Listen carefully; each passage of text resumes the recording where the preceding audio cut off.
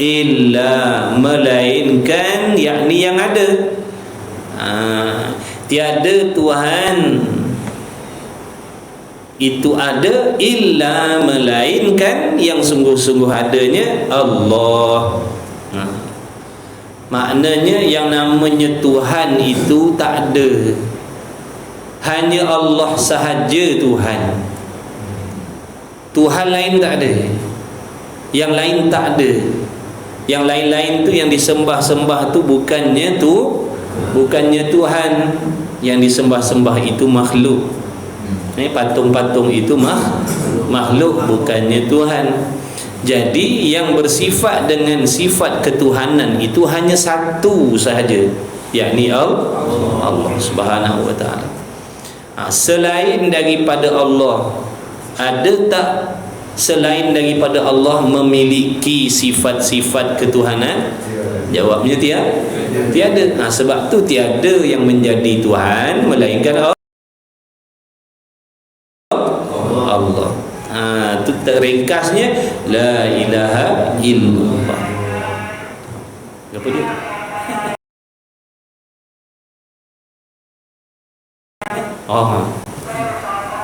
Nanti dululah, tengah kuliah lagi belum boleh beli. Jual apa tu?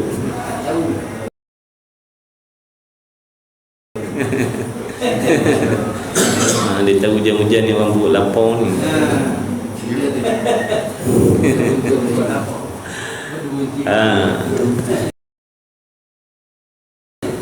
Jadi la ilaha, faham baik-baik kalimah ni, faham baik-baik. Waktu kita menyebut la ilaha, sewaktu kita menyebut tiada Tuhan itu, di dalam hati kita ada Allah dah. Bukan sewaktu kita menyebut tiada Tuhan itu kita menolak dengan Allah Ta'ala sekali, bukan. Allah tu dah memang tetap dalam hati kita. Kita sedar, kita tahu, kita yakin Allah sahaja tu Tuhan. Tapi mulut kita sebut tadi la ilaha, tiada Tuhan, yakni yang selain. Contoh begini, saya ada duit RM10, tiba-tiba nanti balik, nanti ada seorang minta duit kat saya. Saya kata saya tak ada duit. Saya tak ada duit. Apa maksudnya tu? Tiada duit yang nak diberi. Dia kata, ustaz ada tak duit? Nak RM5. Saya kata minta maaf lah, tak ada duit. Apa maksud tak ada duit? Adakah saya kata tak ada duit tu saya menafikan, menolak, menidakkan duit dalam poket saya? Waktu saya kata tak ada duit tu, adakah saya tolak sekali duit yang dalam poket ni? Faham tak? Macam ni, dalam poket abang sekarang ada duit. Saya minta abang boleh tak, saya nak RM50. Abang kata minta maaf ustaz, saya tak ada duit. Adakah waktu abang kata tak ada duit tu, dalam poket abang tu duit tu hilang? Ada tak duit dalam poket tu? Abang sedar tak duit dalam poket ada? Bukan maksud kita kata minta maaf tak ada duit, duit tu hilang dah. Kita sedar, kita tahu, kita yakin yang dalam beg kita ada duit. Sewaktu kita kata minta maaf tak ada duit, bukan maksud waktu kita cakap tak ada duit tu kita menafikan duit yang dalam poket kita. Faham tak? Kita sedar dalam poket kita ada duit, cuma kita kata tadi tak ada duit, yakni yang nak bagi. Kalau kita kata minta maaf lah tak ada duit, dengan kita menafikan sekali duit dalam poket, itu bohong. Itu bohong. Baru lepas kita tengok ada duit RM10, tiba-tiba ada orang minta maaf lah saya tak ada duit. Adakah saya menafikan yang dalam ni? Adakah saya kata tiada tu yang dalam ni? Tak. Yang nak bagi tu tak ada. Boleh faham tak? Boleh. Ya ke faham?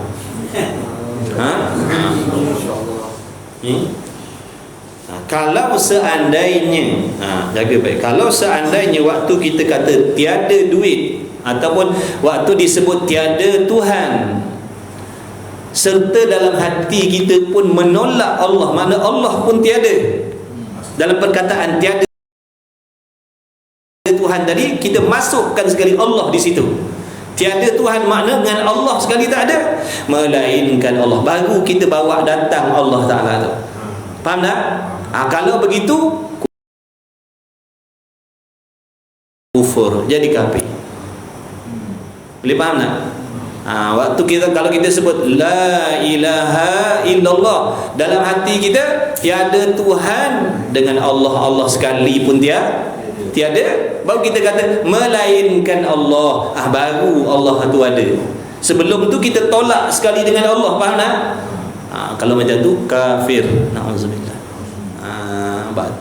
Waktu kita menyebut la ilaha, tiada Tuhan, dalam hati kita yakin Allah Ta'ala lah tu Tuhan. Kita bukan menafikan Allah. Yang kita nafikan, yang kita tolak itu selain.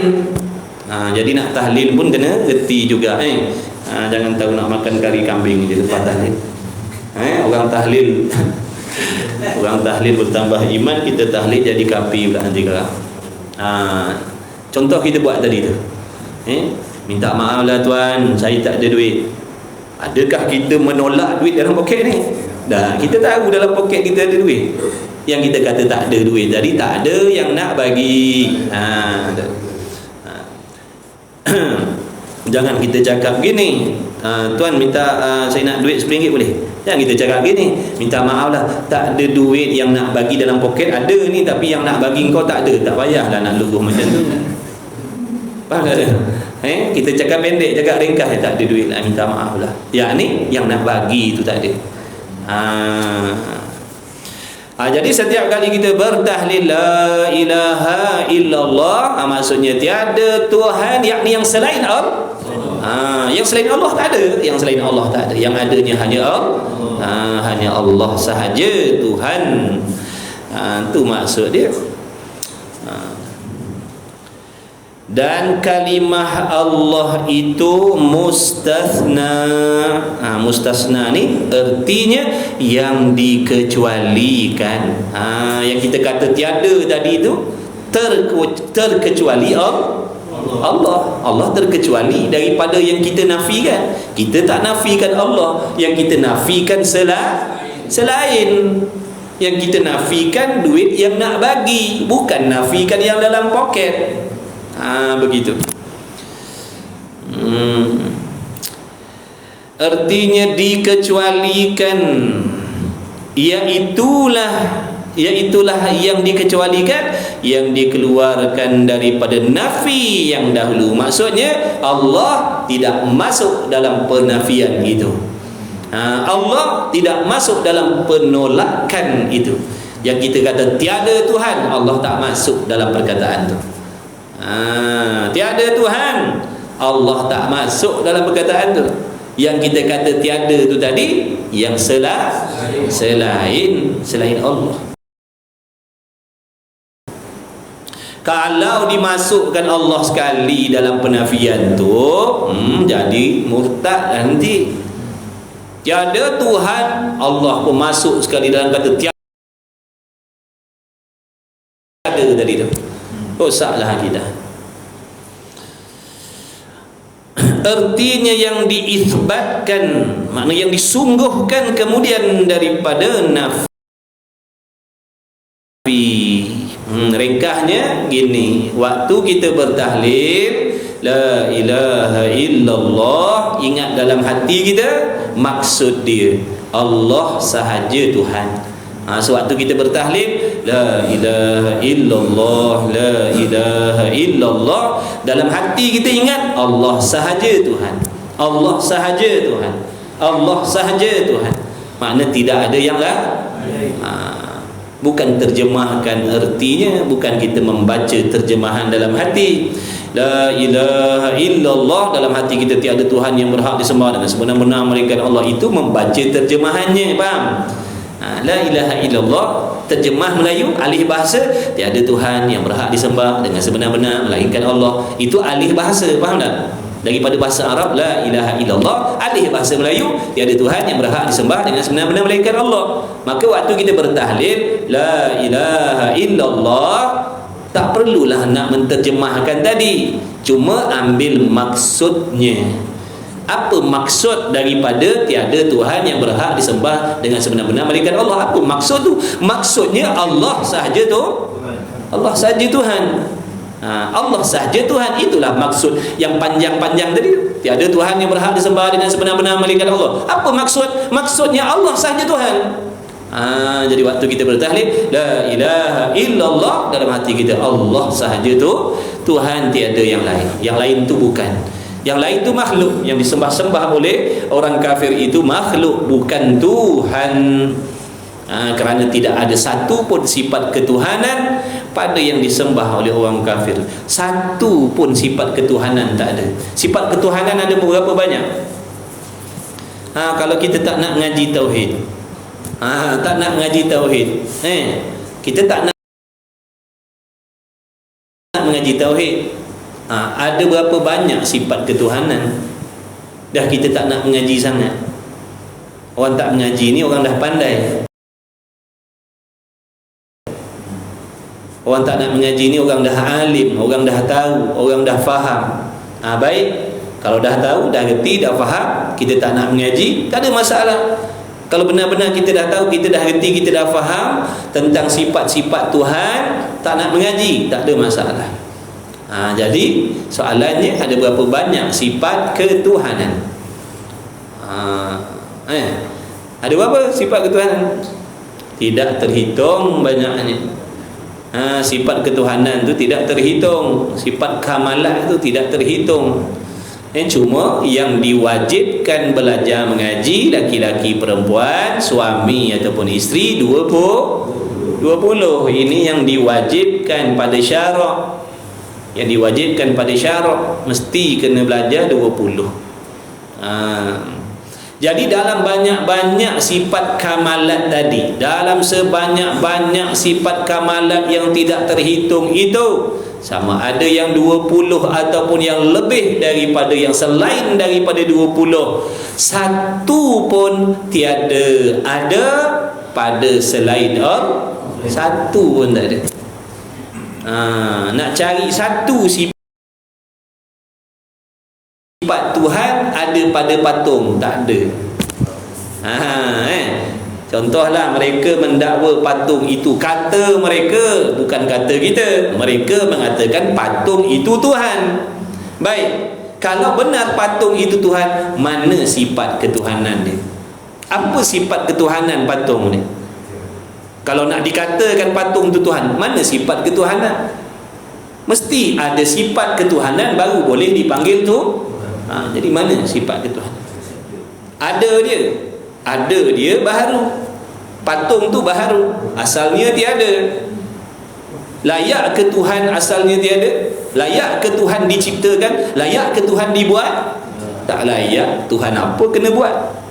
Ada apa lagi sifat ketuhanan yang ada pada patung? Ilmu dia. Ada ilmu ke patung?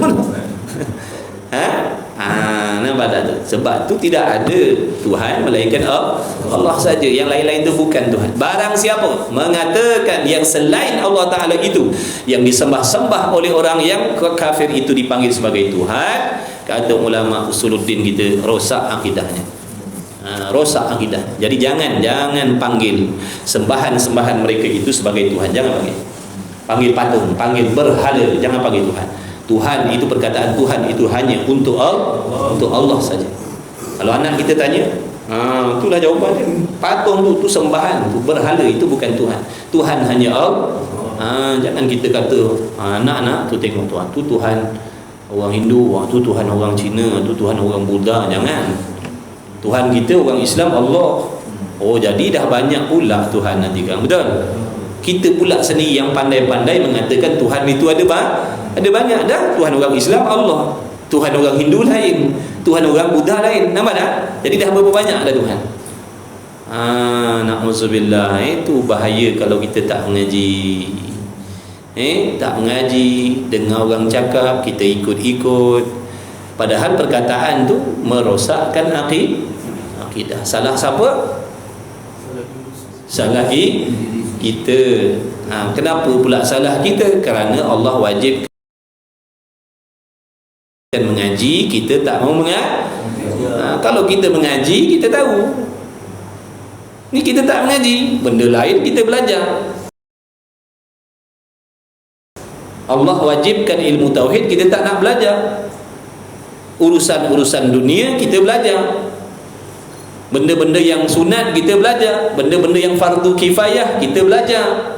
Tapi ilmu tauhid, ilmu fardu ain kita tak belajar. Itu salah kita. Itu salah kita. Nanti Allah tanya kita di hari kiamat, kenapa yang lain kita boleh belajar, yang Allah wajibkan tak boleh belajar? Kenapa yang Allah haruskan kita boleh buang masa belajar, yang Allah wajibkan kita tak boleh belajar? Macam mana kita nak jawab? Matematik, sains, geografi, begini begitu, ilmu perniagaan, ilmu nak jadi jutawan kita boleh belajar?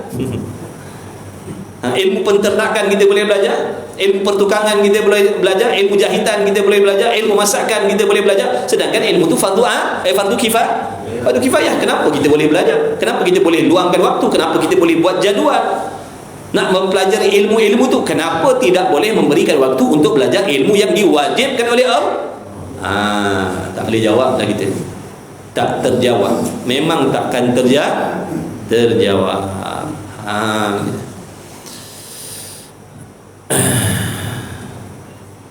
Baik.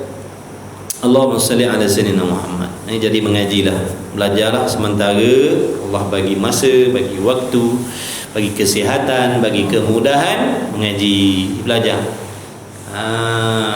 Minta ampun, taubat dengan Allah banyak-banyak, sungguh-sungguh di atas dosa dan kesilapan kita meninggalkan belajar fardu ain. Kena ngaku bersalah dengan Allah, kena menyerah diri. Kena menyerah diri dengan Allah, mengaku, ya Allah, aku mengaku berdosa, aku mengaku bersalah sebab aku tak mengaji fardu ain ni muda-muda dulu. Sepatutnya fardu ain ni sebelum balik kita dah beres. Batu ahli, di sisi ahli sufi, di sisi ahli tasawuf, orang yang umurnya 20 tahun tu dah dikira orang dia panggil syekh dah, orang tua dah. Umur 20 tahun tu dah kira orang tua dah. Di sisi pandangan ulama sufi. Di sisi ulama sufi, umur 20 tahun tu dah kira orang tua dah. Umur 40 dipanggil mayat dah.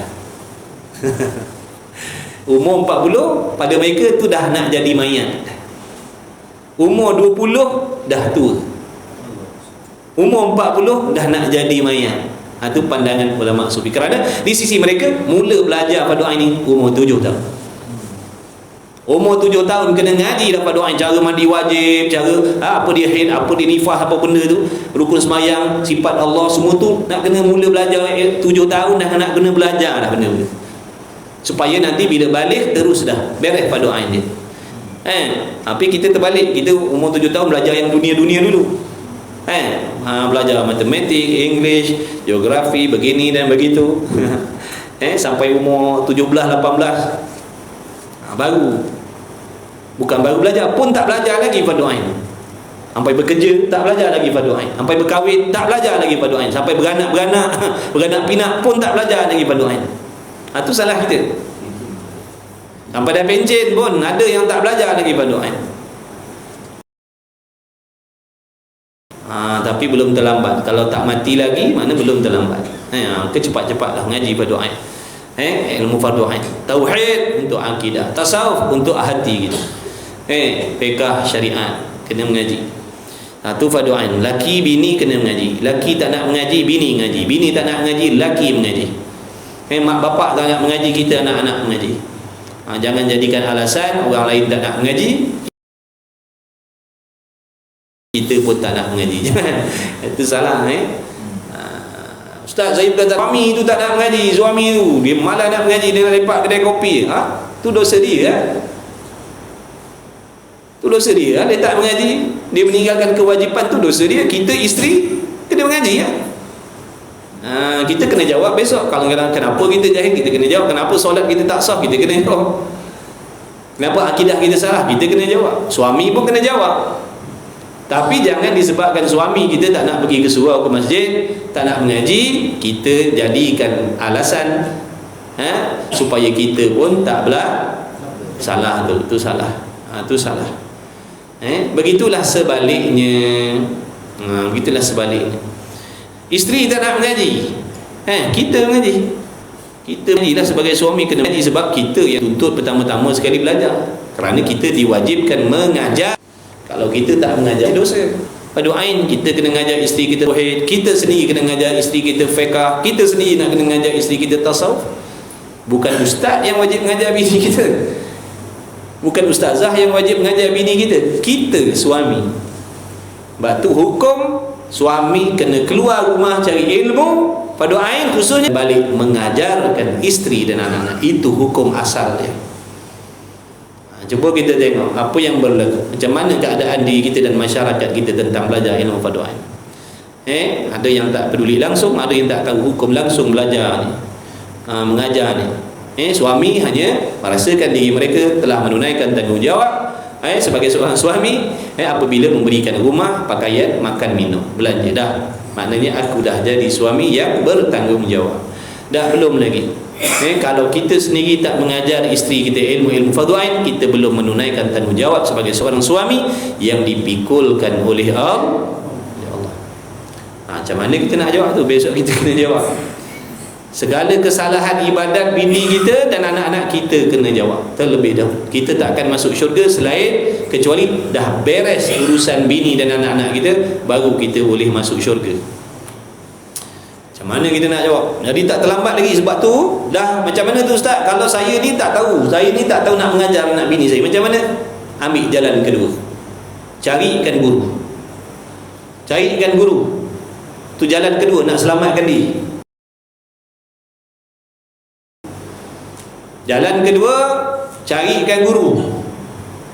Sebab kita belajar dan hanya untuk faham diri sendiri, kita tak pandai nak mengajar. Cari jalan kedua nak selamatkan diri, carikan guru, ustaz ke ustazah ke, mendidik isteri dan anak-anak itu. Tak boleh juga bawa anak bini mengaji. Pilihan ketiga, bawa bini kita mengaji agama, bawa bini kita ngaji fardu ain. Tak boleh juga anak ramai berseriak, takut tak boleh nak kawal nanti kat suruh yang panjat speaker, masuk dalam kolah, masuk dalam longkang. Cari jalan lain, suruh dia ngaji secara online. Boleh ke tidak? Tengok TikTok kat rumah boleh tak? Kan ngaji online tak boleh. Tengok orang berjoget dalam TikTok boleh tak? Kan tengok kuliah tak boleh. Jadi ini cara-cara nak menyelamatkan diri kita suami supaya besok tidak dipersalahkan oleh Allah. Yang belum buat cepat-cepat. Kalau kita mati sebelum buat benda ni, kita bertanggungjawab besok. Ataupun isteri kita mati dulu, sedangkan kita tak melaksanakan, dia akan mengungkit benda ni besok di hari kiamat. Sampai saya mati, awak tak pernah ajar saya fardu ain, sehingga amalan saya salah, sehingga amalan saya tidak diterima oleh Allah. Sampai saya mati, awak tak memberikan ilmu fardu ain kepada saya. Macam mana kita nak jawab? Jadi sementara hidup ni, cepat-cepatlah. Ini cerita ibadat, bukan cerita main-main. Cerita ibadat ni bukan cerita main-main. Sebab tu kalau ada isteri yang nak pergi mengaji fardu ain, haram suami larang. Haram suami larang isteri yang nak pergi mengaji fardu ain. Dia kata, awak, saya malam ni saya nak pergi kuliah dekat Surau Taman. Malam ni ada pengajian tauhid, usuluddin, ilmu fardu ain, saya nak pergi. Suami haram larang. Tak boleh larang. Walaupun suami kata aku tak redha kalau kau pergi, langgar je. Sebab wajib mengaji ni perintah Allah. Perintah Allah. Walaupun suami tak redha, tak jadi masalah, tak menjadi mudarat pun atas isteri tadi.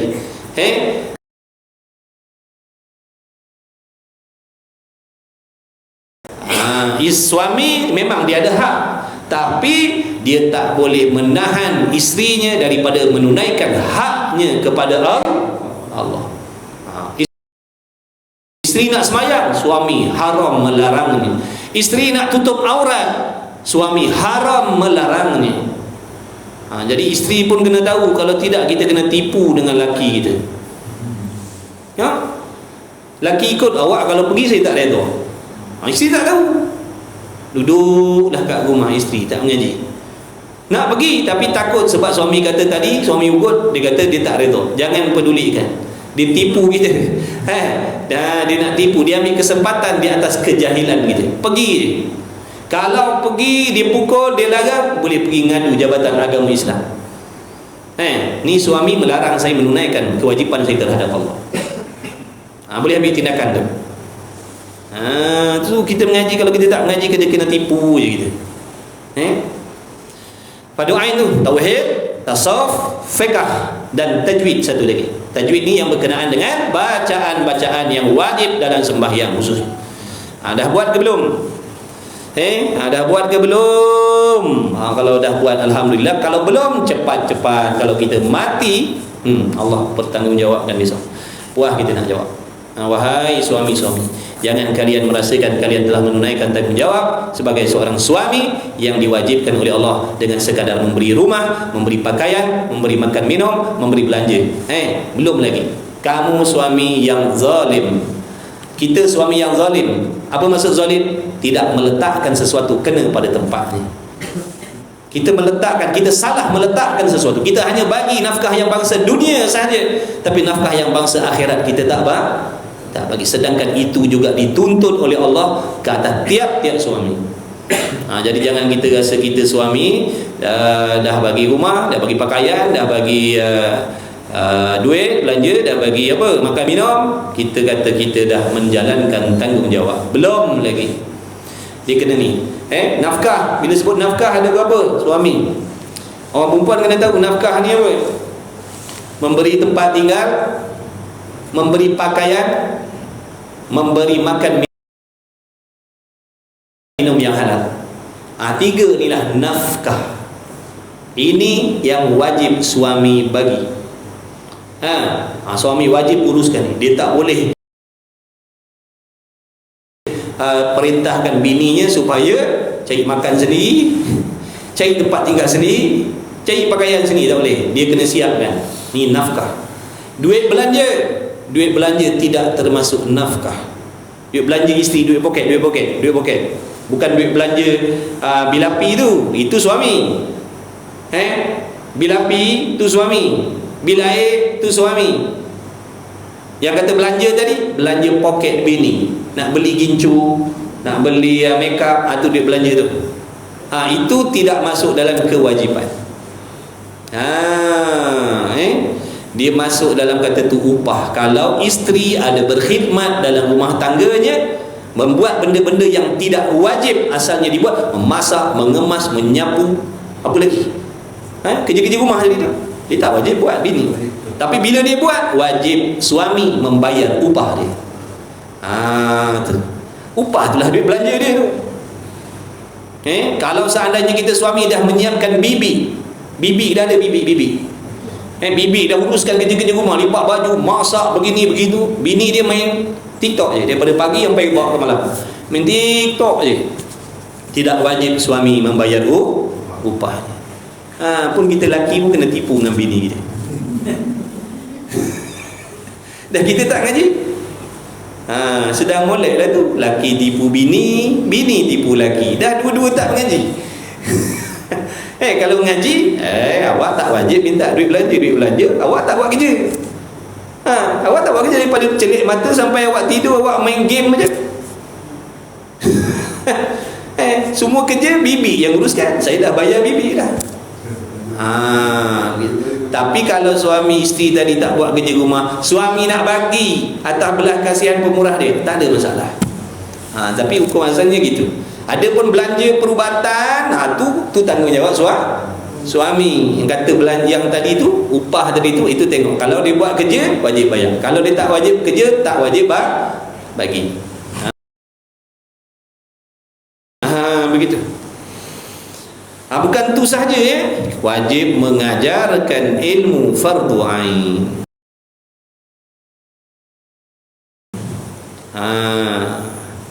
Ramai pakar-pakar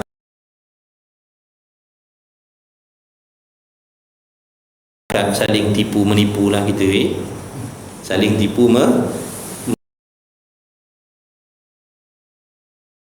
menipu. Dah dua-dua tak mengaji, dua-dua tak tahu hukum. Yang tak wajib dikatakan wajib, yang wajib dikatakan tidak tu tadi mengajar isteri fardu ain tadi wajib, tapi ramai suami yang kata tak wajib, dia tak tahu. Jadi kata wajib bagi rumah, bagi makan minum, bagi pakaian. Ini yang wajib. Mengajar fardu ain dia kata tak wajib. Dia tak tahu, dah berdosa. Rupa-rupanya dia dah buat dosa dah. Ajak jangan putus asa, baru ajak 2 kali, baru ajak 3 kali, dah putus asa dah.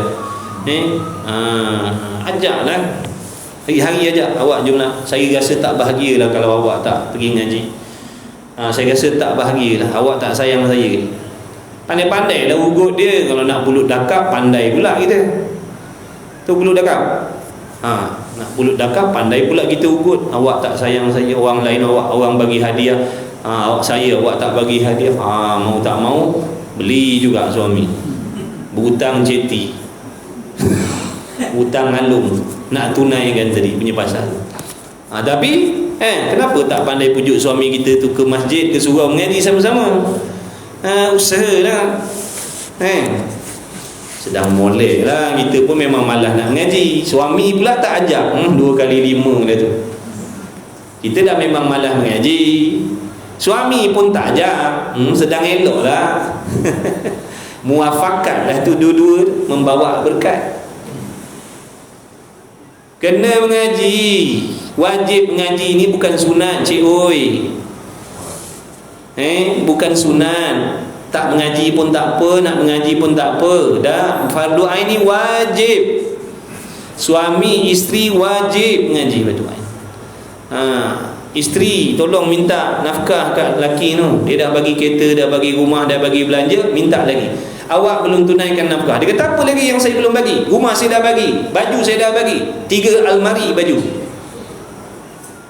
Duit saya dah bagi, nombor akaun saya dah bagi, kad bank saya dah bagi. Apa lagi yang tak cukup? Ilmu awak belum bagi saya. Ilmu fardu ain awak belum bagi saya. Bini tolong minta bini tolong minta dengan laki, jangan minta duit dia. Duit laki tak bagi duit, bising. Laki tak bagi ilmu, siap. Laki tak bagi duit belanja, bising. Popeng. Macam itik dalam keban. Tak bagi duit belanja.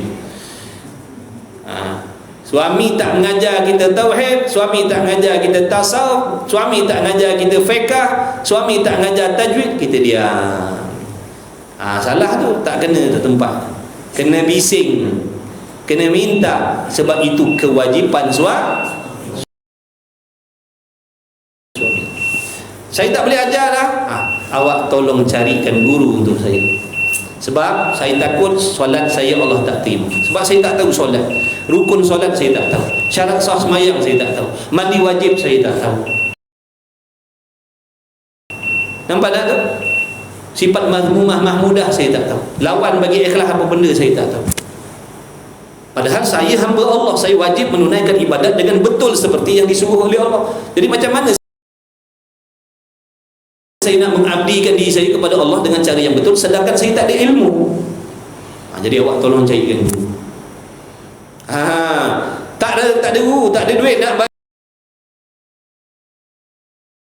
cari guru, nak bagi satu hati. Awak izinkan saya, bukan izin, awak kena izinkan saya, adabnya dah.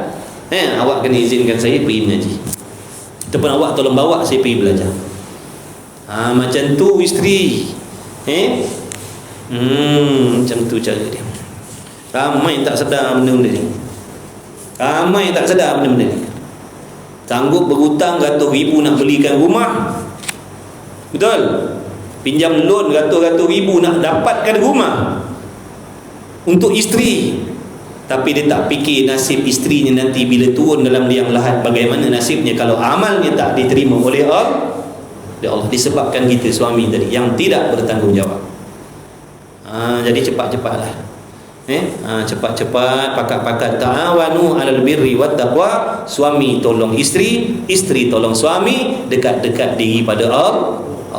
Barulah keluarga kita diberi rahmat, diberi keberkahan oleh Allah. Pakat-pakat tolong ingat balik niat asal kita berkahwin apa. Niat asal kita bernikah ni nak beribadah ataupun nak berseronok-seronok. Apa tujuan kita berumah tangga? Nak berseronok-seronok ke nak beribadah? Apa niat kita berkahwin? Ibadah ataupun seronok-seronok? Sebab tu niat tu penting. Baiki balik, belum terlambat lagi. Tapi jangan buat lambat-lambat. Boleh jadi esok lusa Allah panggil kita dah. Cepat-cepat dah. Itu nasihat untuk diri saya dan anak bini saya. Bila suami suruh mengaji, isteri tak mau, jatuh derhaka. Awak pergi mengaji, dia wajib pergi. Awak pergi mengaji kat surau tu ada mengajar kitab tauhid, tasawuf dan sebagainya, fardu ain. Awak pergi mengaji, suami isteri tak nak, derhaka kepada suami. Awak pun tak pergi, awak nak suruh saya pergi pula. Wajib taat perintah suami walaupun suami tak sembahyang. Dia tak semayang, suami tak semayang, suami lepak kedai kopi, tak semayang, tak mengaji, tu dosa dia dengan Allah. Kalau selagi suami suruh buat benda baik, wajib ikut. Faham tak tu? Tu pun banyak yang tak tahu tu. Saya bukan apa, suami suruh saya belajar, dia pun tak belajar. Apa saya nak belajar, dia pun tak belajar. Tak boleh kita nak jadikan tu sebagai alasan. Wajib taat kepada suami selagi perintah dia tu bukan maksiat. Kalau dia kata awak pergi mencuri segerak malam ni, saya nak awak pergi curi segerak malam ni. Semalam tengok Pok Cik tu bukan main, segerak lantun dia, memusak-musak keluar daripada mangkuk tu. Awak pergi mencuri malam ni. Tu tak wajib taat sebab maksiat. Habis. Kemudian dan apabila diketahui engkau akan demikian itu, maka ketahui oleh bahwa nafi itu terhadap ia nafi atas yang disembah yang sebenar pada waqi'. Maka tatkala itu makna kata kita tiada Tuhan melainkan Allah Ta'ala itu ternafilah yang disembah dengan sebenar pada hakikatnya melainkan Allah. Makna yang kita nafikan itu yang selain Allah.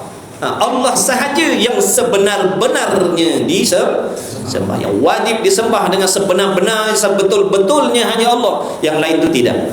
Kerana yang lain tu bukan Tuhan, Allah saja Tuhan. Allah saja yang bersifat dengan sifat Tuhan. Maka jika dikata orang yang disembah dengan sebenar pada hakikat yang lain daripada Allah itu tiada ada ia sekali-kali, maka tiada sah dinafikan dia, kerana menafikan barang yang tiada itu tahsilul hasil, dan iaitu mustahil. Nescaya berkata kami, makna menafikan demikian itu mengkhabarkan dan mengiktikadkan ketiadaan adanya, yakni yang selain Allah. Tiada maknanya meniadakan barang yang tiada ada. Bukan maksudnya kita nak menidakkan lagi sekali benda yang dah tak ada. Benda dah tak ada memang tak boleh nak tidakkan dah. Kita meniadakan kewujudan dia. Itu maksudnya. Dan sah dijadikan nafi itu berhadap kepada barang yang ada yang di dalam zihin mukmin, kerana bahawasanya zihin itu mentaswir ia atas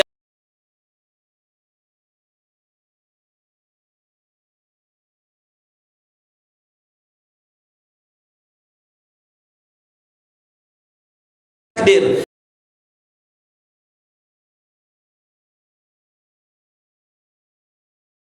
Akan ada beberapa Tuhan yang disembah dengan sebenar. Kemudian menghukumkan ia atas sekaliannya dengan nafi melainkan Allah Ta'ala.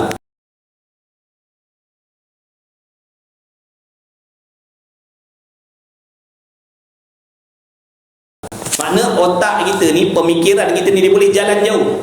Benda pelik-pelik pun dia boleh fikirkan.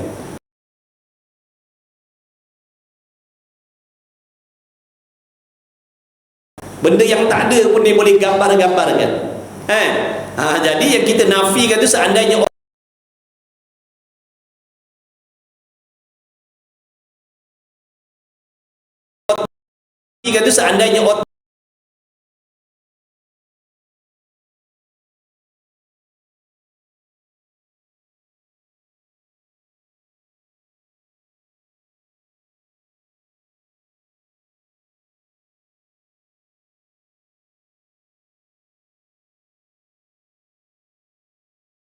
muka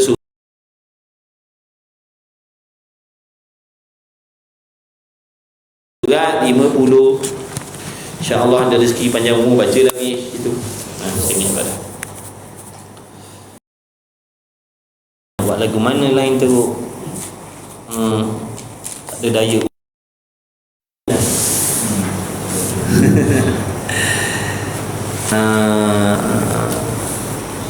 Tak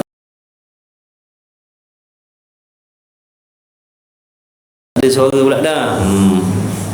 Itulah dia punya masalah pula ngaji online. Tapi nak buat lagu mana? Hujan-hujan, cuaca tak okey ni, minta maaf.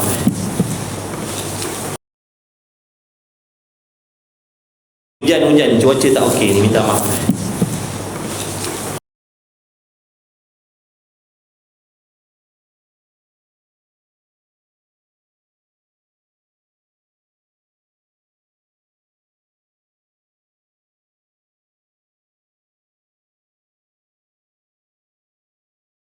Keluar masuk balik. Okey tak? Dah okey ke belum?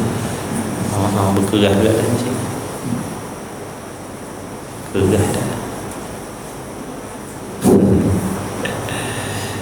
Aduh, tak ada suara. Okey dah. Okey dah, alhamdulillah dah. Masya-Allah.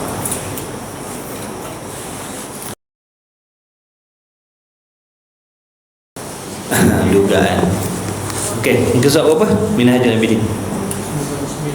99.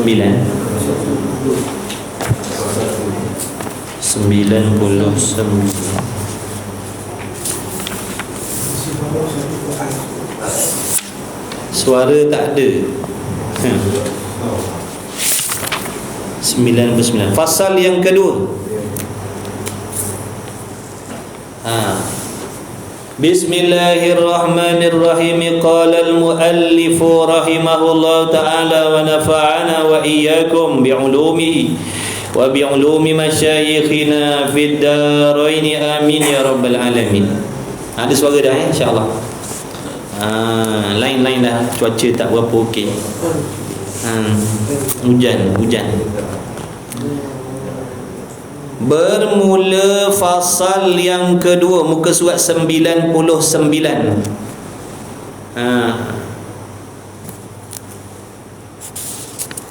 Bermula fasal yang kedua, Minhajul Abidin 99. Minhajul Abidin 99. Kitab lain saya tak pasti. Kitab saya 99, fasal yang kedua. Apabila engkau berkehendak, engkau ceraikan, engkau bezakan antara khatir kejahatan, ada ia daripada pihak syaitan, dan antara ada ia khatir kejahatan yang ada ia daripada pihak hawa nafsu atau daripada pihak Allah Ta'ala pada permulaan, maka tilik olehmu padanya daripada 3 wajah ini. Dulu sebelum ni musannaf dah maklumkan kita macam mana kita nak menimbang, nak mengetahui lintasan dalam hati kita itu baik ataupun jahat. Tu sebelum. Jangan lupa tu. Macam mana cara cek dia? Macam mana cara semak dia, nak tahu lintasan dalam hati kita ni baik ke buruk. Kalau baik ikut maksudnya. Kalau jahat jangan ikut. Tu penting untuk kita mengetahui. Bukan semua benda yang terlintas dalam hati itu baik. Ada kala yang terlintas dalam hati itu benda yang tidak baik. Jadi macam mana kita nak membezakan yang terlintas dalam hati aku ni baik ke tak baik? Maka Imam Ghazali dah bagi tahu kita ada 4, kalau tak silap ada 4 cara nak timbang dia. Yang pertama, tengok apa yang terlintas dalam hati tadi, adakah mengikut syariat ataupun berlawan dengan syariat. Itu yang pertama. Yang terlintas dalam hati, yang terdetik dalam hati tadi itu, yang terfikir dalam hati tadi itu, Allah suruh ke Allah larang? Itu maksudnya. Contoh tiba-tiba saya terlintas macam nak cabut tayar sahabat itu. Saya macam nak letak paku ke bawah dia. Terlintas benda macam tu. Saya tak pasti benda ni baik ke tak baik tengok dengan hukum Allah. Allah suruh tak buat kerjanya tu. Dia buat khianat orang. Allah tak suruh buat khianat macam tu. Bila dah nyata benda tu Allah tak suruh, tahu dah benda tak benda tak elok. Maka kita gunakanlah akal kita tadi. Dah tahu benda tak elok, sepatutnya macam mana? Ikutkan ke ataupun lawan? Ikut ke lawan? Kalau yang terlintas dalam hati tadi tu muwafakat dengan hukum Allah, tidak menyalahi dengan hukum Allah, apa yang terlintas tadi tidak bercanggah dengan syariat, maka benda tu baik. Benda tu baik. Bila dah tahu baik, buatlah. Kalau tidak nyata dengan timbangan yang pertama tadi,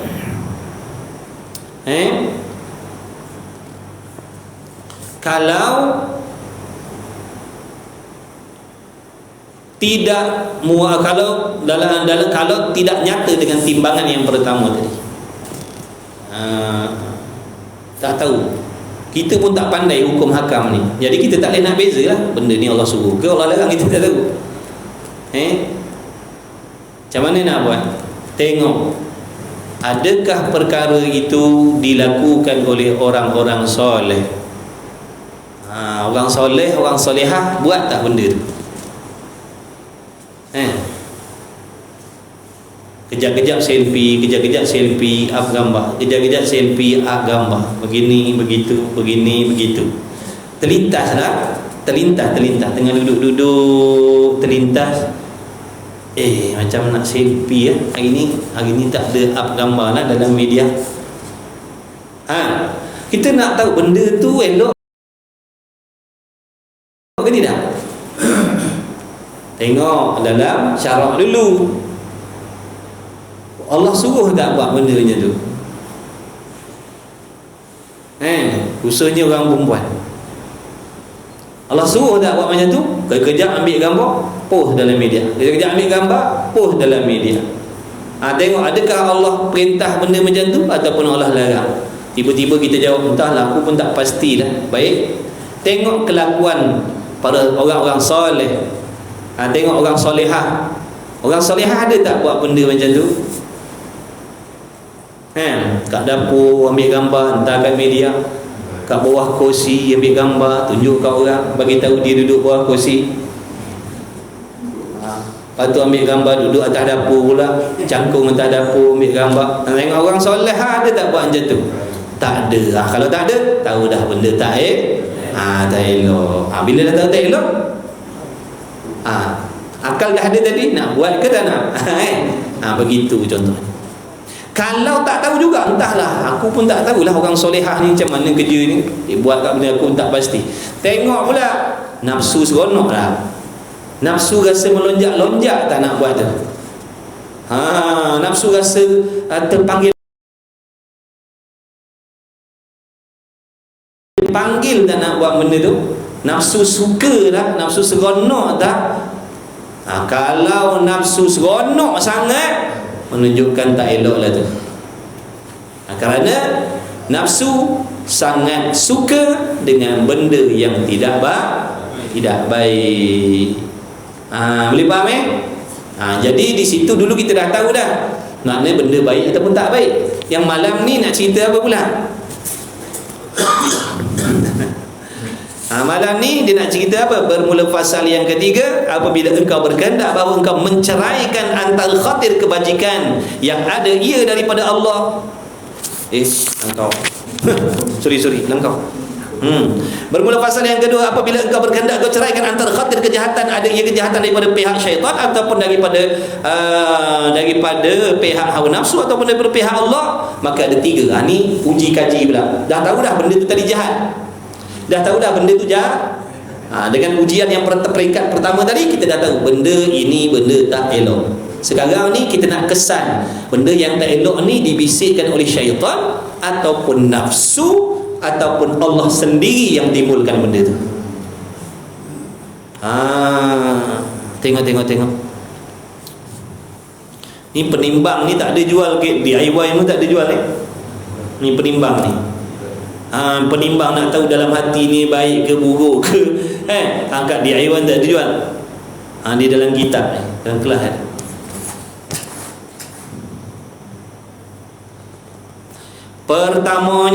Pertama, jika engkau dapat akan dia lintasan jahat tadi, lintasan bisikan jahat dalam hati tadi, putus lagi tetap. Maknanya nak buat sangat-sangat, tu maksud putus. Nak buat sangat-sangat, dah terlintas tadi tu, kita dah dapat tahu dah, oh ini benda jahat, sebab kita dah gunakan timbang yang sebelum tadi, dah dapat kesan benda ni benda jahat. Cuma nak tahu benda ni daripada setan ke, nafsu ke, ataupun bagaimana. Jika engkau dapat akan dia, kalau kau tahu, kalau kau sedar lintasan dalam hati yang jahat tadi tu tetap, makna dia tak berubah. Nak buat benda jahat tadi, nak buat. Tu atas hal yang satu, maknanya dia begitulah, dia tak ada berubah dah. Nak buat kok mana-mana pun nak buat, itu maksud tetap dalam keadaan yang itu. Maka iaitu daripada Allah. Itu tadi, timbul benda jahat dalam hati tadi daripada Allah. Timbullah soalan, kenapa pula Allah timbulkan benda yang jahat dalam hati? Itu soalan dia. Ataupun daripada hawa nafsu.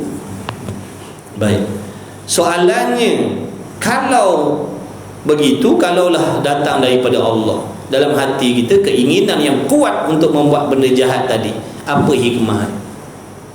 Kerana Allah nak melihat sesungguh mana hambanya bermujahadah. Allah nak tengok hamba dia tadi tu, yang kadang-kadang berasa sombong, berasa hebat, berasa kuat, Allah memberi ujian pada diri dia, nak tengok sekuat mana dia berlawan dengan benda jahat tadi. Sebab dia selalu mengaku yang diri dia hebat, dia selalu mendakwa dirinya baik, dirinya mulia, dirinya hebat. Maka Allah timbulkan dalam hatinya benda jahat. Nak tengok, betul ke kau kuat, betul ke kau hebat? Faham tak tu?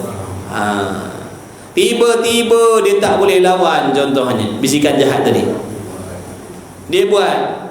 Maka sedarlah dia yang dia sangat-sangat dhaif, sangat lemah, tidak sepatut mencela, mencaci orang lah. Itu hikmah dia, memberi kesedaran. Ya Allah, aku minta ampun, selama ni aku suka cela orang. Sebelum ni aku suka cela orang, kata orang jahat, kata orang jijik, kata orang kotor, kata orang begini. Rupa-rupanya aku pun sama. Ya Allah, aku minta ampun. Itu menyedarkan hamba tadi. Itu hikmah dia. Kenapa Allah timbulkan benda jahat dalam hati? Itu di antara hikmahnya, Allah nak menguji hamba tadi, sesungguh mana dia berlawan dengan benda jahat, sekuat mana dia nak mentaati perintah Allah. Itu kalau dia dapat lawan, makna tinggilah darjatnya di sisi Allah. Dipahami? Kan kita selalu kadang-kadang kata orang jahat, betul tak? Kata orang tu jahat, kata orang tu hina, kata orang tu jijik, kata orang tu kotor, kan macam-macam. Ialah mentang-mentang kita dah semayang, kita dah mengaji, dah tutup aurat, keturunan kita baik-baik. Ingat ni, benda-benda baik yang ada pada kita ni ujian. Sebab tu jangan mudah-mudah cela orang. Jangan. Kita tak tahu masa depan kita macam mana. Kita tak tahu masa depan anak-anak kita macam mana. Jadi jaga mulut kita. Sebab bila kita dakwa kita baik, orang lain hina, Allah akan uji. Allah akan uji. Kita kata, ahli keluarga aku semua orang mulia-mulia lah. Kau tunggu, akan datang ujian tu. Akan datang ujian tadi. nak menyedarkan kamu, nak menyedarkan kita. Sebab tu jaga mulut kita. Oh, bahaya kan? Bahaya. Kalau tak Allah uji atas diri kita, Allah akan uji atas anak-anak kita. Hati-hati. Jangan kita ingat kita keturunan baik, mak bapak kita orang baik-baik. Orang lain keturunannya, contohlah mak bapak dia tak semayang begini begitu, kita bangga dengan keturunan kita. Kita cela orang lain. Kita kata keturunan kita keturunan orang mulia. Kalian ni semua keturunan yang tak baik. Tunggu akan datang ujian Allah. Sebab tu hati-hati perkataan kita, jangan mudah. Kena takut. Kena takut sebab kita ni boleh taat semata-mata belas kasih sayang Allah sahaja. Tidak mustahil Allah mentakdirkan kita ataupun anak-anak kita buat benda yang jauh lebih jahat daripada itu lagi. Betul ke tidak? Siapa yakin keturunannya tak akan buat dosa maksiat? Siapa berani jamin? Siapa berani jamin diri dia akan datang tak akan jatuh dalam dosa besar? Siapa berani jamin anak-anak dia tak akan melakukan dosa yang lebih besar daripada orang lain buat? Siapa berani jamin? Tak berani nak jamin. Bila tak berani jamin, jaga mulut kita. Jaga mulut kita. Ni Allahu Akbar. Maka jika engkau dapat akan dia benda terlintas, benda jahat tadi, taraddud. Apa maksud taraddud? Berubah-ubah. Kejap nak buat, kejap tak nak buat, kejap macam nak buat. Benda jahat tadi, kejap tak jadi, tapi kan datang balik, nak buat balik. Tu. Yang pertama tadi dia tak berubah, tetap je nak buat. Kuat tekanan ni nak buat tu sangat-sangat kuat. Ketahui dah, itu daripada Allah ataupun daripada hawa nafsu, yang mana nak menguji hambanya. Sehebat mana ketaatannya kepada Allah, sesungguh mana dia nak taat kepada Allah, sekuat mana dia nak mentaati Allah. Allah nak uji dia. Maka jika engkau dapat akan dia taraddud. Kalau Allah Ta'ala dapat taraddud, makna lintasan dalam hati tadi bolak balik, kejap nak buat jahat, kejap tak nak buat, kejap nak buat, kejap tak nak buat, kejap nak buat, kejap tak nak buat.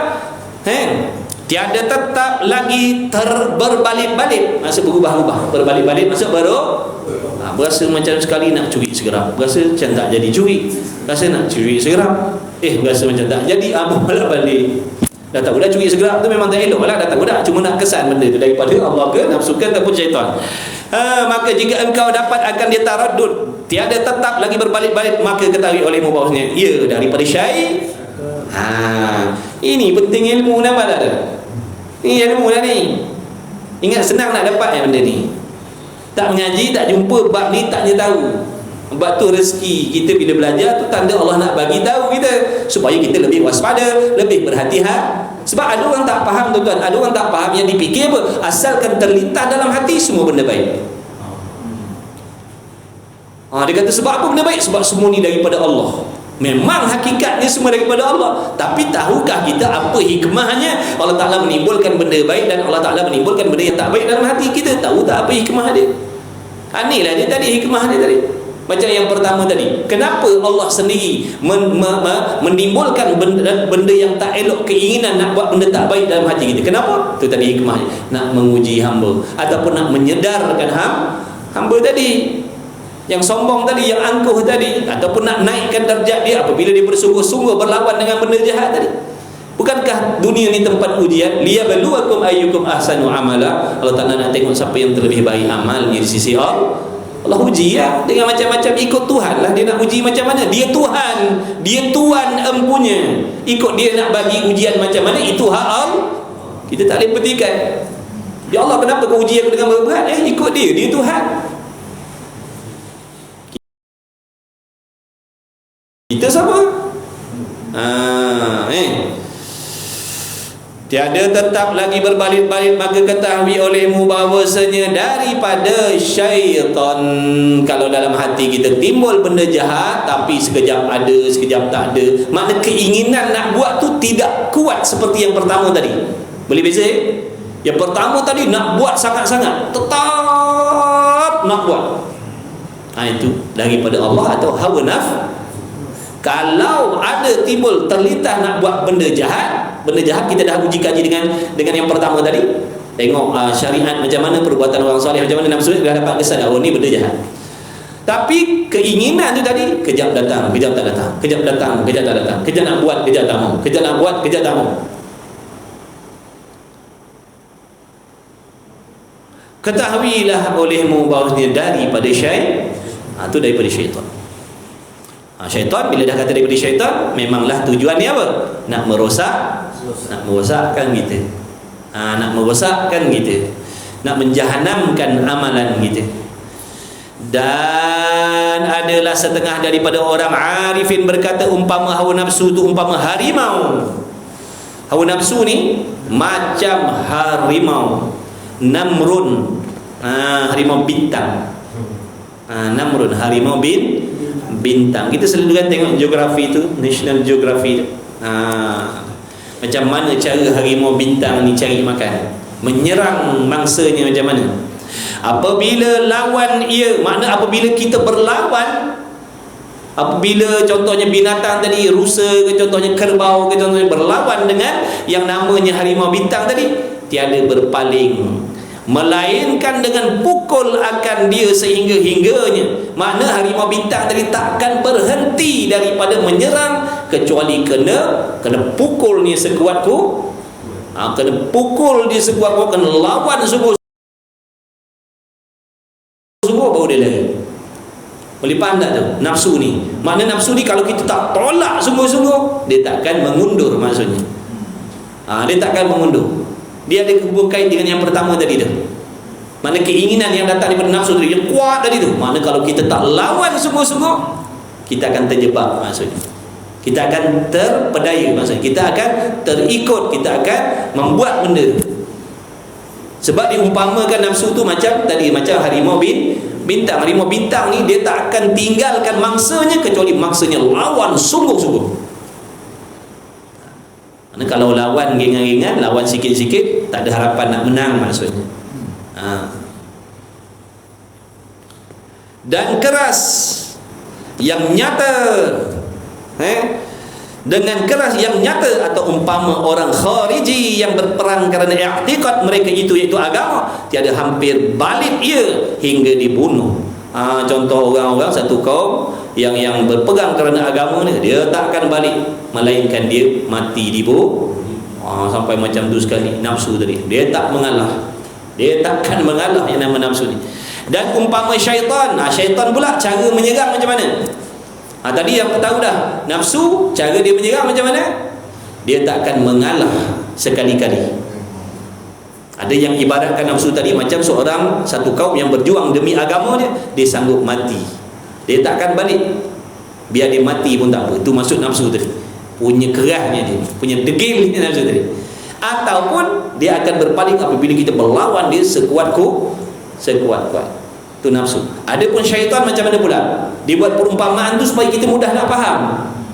Tadi kan dia dah ajar kita nak semak benda ni daripada nafsu ataupun syaitan. Bila kita dah tahu benda tu daripada nafsu, ni dia bagi tahu cara berlawan pula. Maknanya kita dapat kesan, ini daripada nafsu, sebab keinginan ni kuat sangat-sangat. Dia bukan berbolak-balik. Sebab kalau berbolak-balik syaitan, kalau kuat sangat-sangat ni nafsu. Kemudian ulama dah bagi tahu nafsu ni cara nak berlawan dia macam mana. Kena lawan sungguh-sungguh. Dah, sebab dia tak jenis, dia tak mengundur, dia jenis tak lari, dia jenis tak mengundur. Maknanya kita kena bermati-mati ya maksudnya.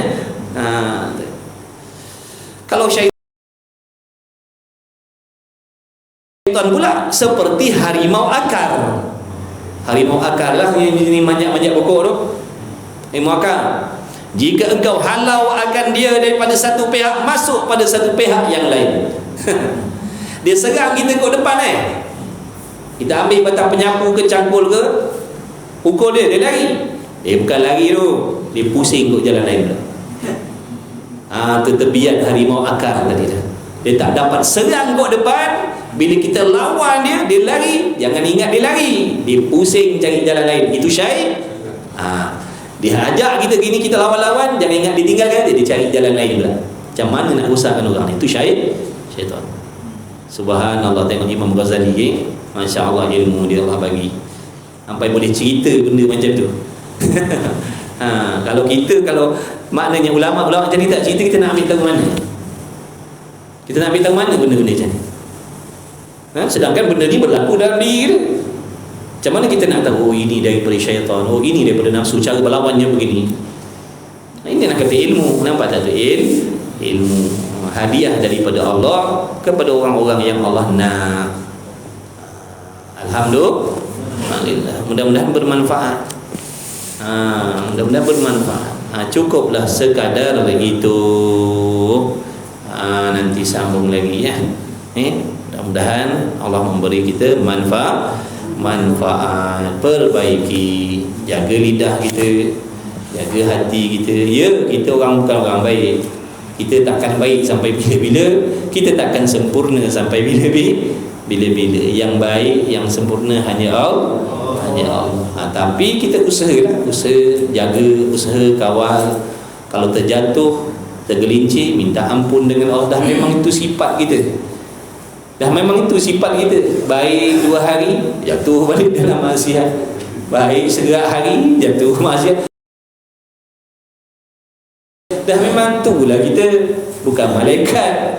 Malaikat dia tak buat silap sebab dia tak ada hasutan syaitan, tak ada hasutan nafsu. Malaikat kita ni, sebab tu kedudukan hamba, bila dia boleh mengerjakan taat tadi, selepas daripada berperang dengan nafsu syaitan, kedudukannya lebih mulia dari malaikat lagi. Kedudukannya lebih tinggi daripada malaikat sisi Allah bila dia dapat berlawan dengan benda-benda tadi. Malaikat duduk bawah dia. Sebab malaikat nak taat tak perlu berperang, dah memang kejadiannya taat. Memang Allah ciptakan makhluk yang nama malaikat ni, memang tabiat dia memang taat, tabiat dia. Dia tak ada malas, tak ada letih, tak ada lesu, tak ada alasan. Kalau Allah kata Allah jadikan dia untuk semayang, dia semayang lah, tak henti-henti. Itu malaikat. Jadi dia tak berperang macam kita. Kita ni nak jaga mulut kena berperang. Nafsu kata sumpah. Nafsu kata maki. Nafsu kata maki lah, bila lagi nak maki? Maki. Setan kata ya lah, bila lagi? Lepas tu hidup dah nak maki, nanti dah mati tak boleh nak maki. Maki. Kan dia ada buat salah, maki lah. Nak kena lawan. Sangka yang bukan-bukan. Nak kena lawan. Nak sangka yang baik tu nak kena berlawan pula. Kalau tak, nanti kan terjatuh kita dalam sangka jahat. Tu manusia. Sebab tu sebenarnya hikmah Allah nak bagi pahala. Bila dia berlawan, nak menghasilkan taat tadi, dia berlawan, itulah panggil mujahadah, peperangan yang takkan berhenti sampai mati. Mudah-mudahan kita senantiasa diberi taufik oleh Allah Subhanahu wa ta'ala. Mudah-mudahan kita tidak ditinggalkan oleh Allah. Mudah-mudahan kita sentiasa dipandang oleh Allah dengan pandangan kasih sayang, agar kita senantiasa dibimbing, anak isteri kita, anak-anak kita, kawan-kawan kita, adik-beradik kita, kenalan-kenalan kita, semuanya dipilih oleh Allah, dipanggil oleh Allah, dikumpulkan oleh Allah, dijadikan penuntut ilmu. Sebab kita ni semua sama je. Lemah, dhaif, dosa, maksiat. Memang kita itulah hakikat ni. Jadi kita belajar ni, Allah berjatuhkan kita dalam maksiat ni, di antara sebenarnya itu pengalaman kita. Pengalaman kita dah lalui. Maknanya dulu aku suka caci orang, lalu Allah uji aku jatuh. Itu menyadarkan aku. Lepas daripada tu aku tak berani nak cela orang dah. Nampak tak? Semua ada hikmah. Dulu kita selalu kutuk orang. Allah datangkan ujian, akhirnya kita gagal. Rupanya aku buat benda yang sama macam orang tu buat. Malah aku buat lebih teruk lagi daripada apa yang orang tu buat. Ataupun kita kata orang tu keturunan dia tidak baik, kita cela dia. Rupa-rupanya satu masa Allah uji kita, rupa-rupa kita buat benda yang jauh lebih buruk daripada apa yang dia buat. Sebenarnya itu tanda kasih sayang Allah. Allah nak tegur kita supaya kita sedar yang diri kita ni sangat-sangat hina, sama macam orang lain. Kita boleh taat, kita boleh semayang, kita tak jatuh dalam perbuatan maksiat tu semata-mata Allah jaga je. Allah boleh, Allah Maha Kuasa nak jadikan kita sejahat-jahat manusia. Allah Maha Kuasa nak jadikan anak-anak kita sejahat-jahat manusia. Boleh, Allah Maha Kuasa.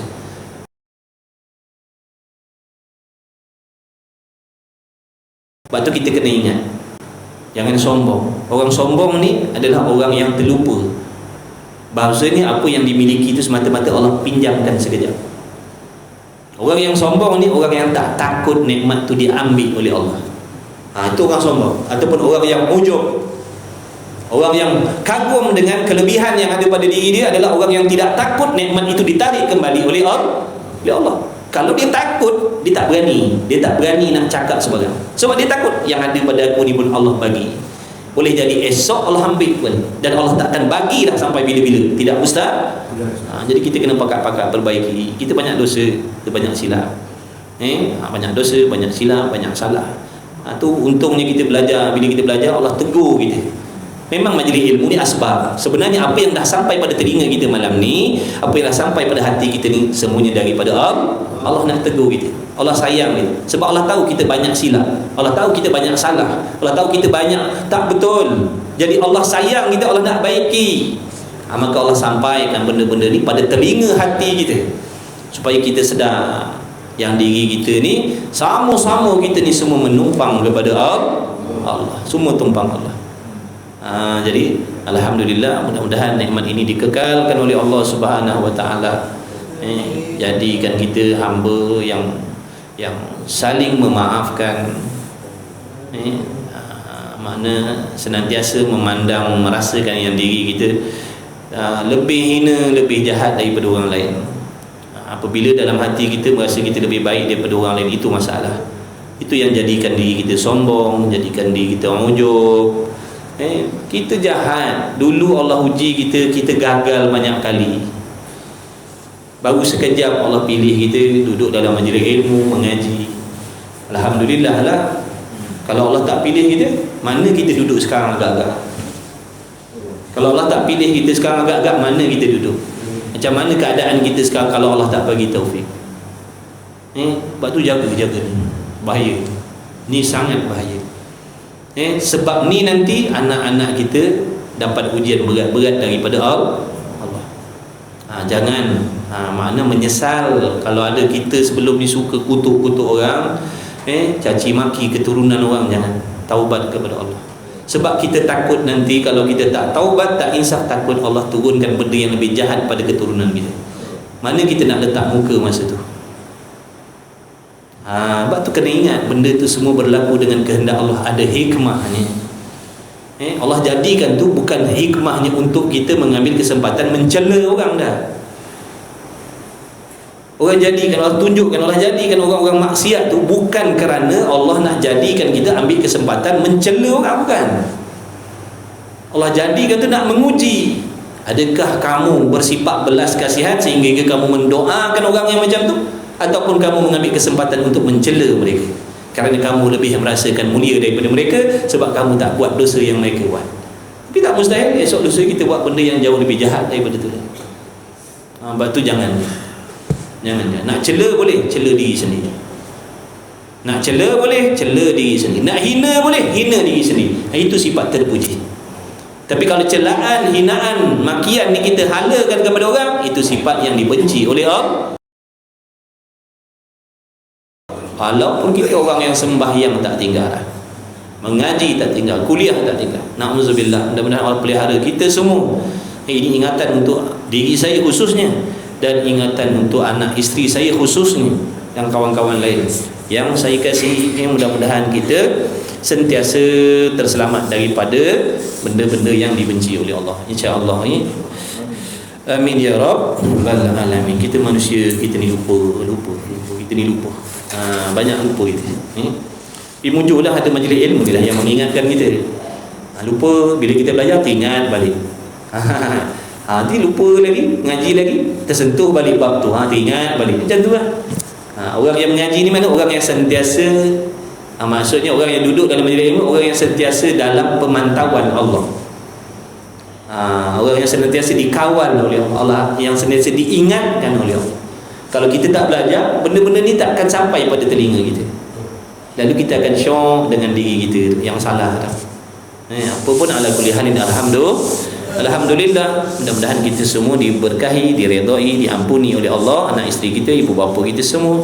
Dan Allah Ta'ala lahirkan di kalangan kita anak-anak yang soleh, yang solehah, yang bertakwa. Mudah-mudahan Allah rezekikan kepada kita semuanya husnul khatimah. Mudah-mudahan Allah istiqamahkan kita belajar sungguh-sungguh, bersihkan hati, betulkan niat, belajar kerana Allah, belajar kerana baiki diri kita. Mudah-mudahan kita ada membawa sedikit bekalan untuk bertemu Allah Subhanahu wa taala. Cukuplah segala itu. Bismillahirrahmanirrahim. Alhamdulillahirabbil alamin wassalatu wassalamu ala Rasulillah wa ala alihi. Allahumma rabbana fa'na bima 'allamtana. Rabbana 'allimna alladhi ma yanfa'una. Rabbana faqih ahlana لنا في ديننا مع القدر أنثى وذكر وصلى الله على سيدنا محمد والحمد لله رب العالمين. تقبل الله مني ومنكم منا ومنكم تقبل يا كريم.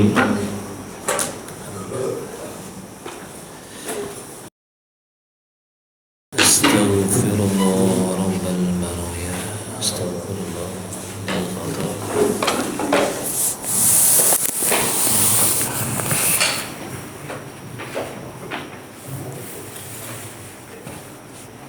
Alhamdulillah.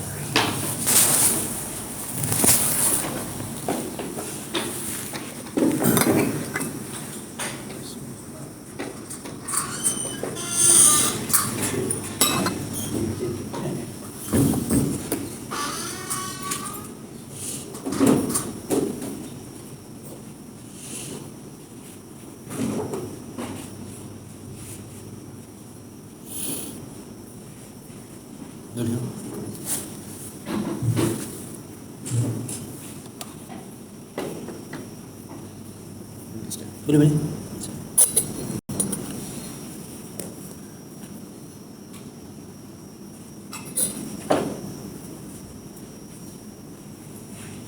Kau mati solat.